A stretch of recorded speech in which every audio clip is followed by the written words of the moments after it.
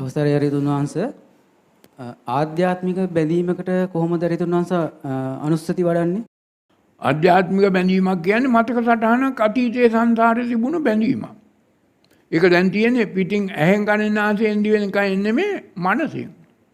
මතක සටහන. එහෙම තියෙනවා සංසාරේ.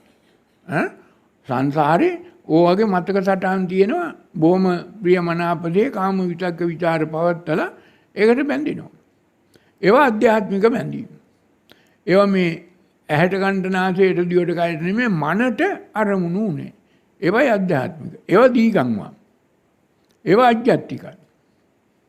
ඒතර ස්වාමීන් වහන්සේ දැන් අපි රූප කොටස අපිට සම්බන්ධ වෙන්නේ නාම කොටස තමයි. නාම කොටස තමයි බලවත්.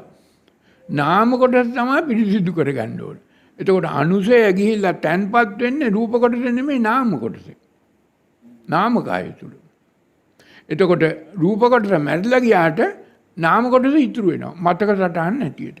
ඔබ ආයි උපදිනකොට මිනිහෙක් වෙලා ඉපදුනොත් ওই මතක සටහන් එකින් එක ගන්න පුළුවන්. දැන් ඔබ පාරේ යනකොට එක පාට කවුරු හරි ලස්සන කෙනෙක්ව දැක්කා.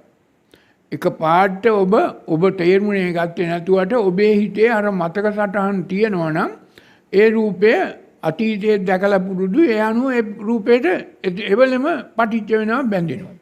කැමැත්තක් ඇති වෙනවා. කැමැත්තක් ඇති වෙලා ඡන්දා දෝසා බය මෝහ හතර මතුවෙනවා. අර අනුසතිය වැඩිලා අනුසය අලුතෙන් උපදිලා අතුලාන්තයේ කිලුඩු වෙනවා. ඒක දීගම්වා. දැන් වර්තමාන මොහොතේ ඇහෙන් දැක්ක ප්‍රියමනාප රූපයකට රස්සංවා. ඒකෙනුත් අනුසය උපදිනවා. දෙපැත්තකින් දීගම්වා රස්සංවා දෙපැත්තෙන්ම අනුසය උපදිනවා. ඒකයි තේරුම් ගන්න ඕන. වාසර දීර්ඝාෂය වරිසන. ඕකට ඉතින් මේ ත්‍රිපිටකය පරිවර්තනය කරපු බුද්ධඝෝසත් බුද්ධඝෝස ගරු කොට ගුරු කොට ගත්ත මිනිස්සුත් දිග හුස්ම කෙටි හුස්ම කියලා දැම්මා. මේ දහමක් ශේෂයක්වත් දැනගෙන හිටිය මිනිස්සු නෙමෙයි. ධර්මඥානයක් අබමල් රේණුවකක් තිබුණා නම් ඔහොම වැරදි කරන්නේ නැහැ.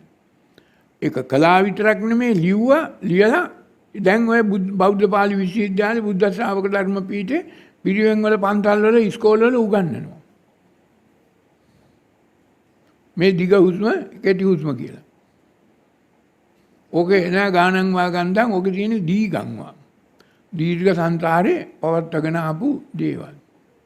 හරිතුන් වහන්සේ සංසාර සහකාරී කියන්නේ ඒ වගේ අවස්ථාවක් නේ. මොකද්ද? සංසාර සහකාරු සහ සංසාර සහකාරී කියලා අපිට සාමාන්‍ය මේ ධම්මානුධම්ම ප්‍රතිපදාවේ යෙදෙනකොට අපිට එහෙම දැනෙන අය ගොඩක් ඉන්නවා. ඔව් දැනෙන අය ගොඩක් ඉන්නවා. ඒ අනුව තෝරගෙන අපි අසුභානුස්සතිය, මරණානුස්සතිය, බුද්ධානුස්සතිය වඩනවාද, මෙත්තානුස්සතිය, මරණානුස්සතිය, බුද්ධානුස්සතිය වඩනවාද කියලා තීරණයක් ගන්න ඔබ දක්ෂයෙක් වෙන්න ඕනේ. එහෙමයි ස්වාමීනි.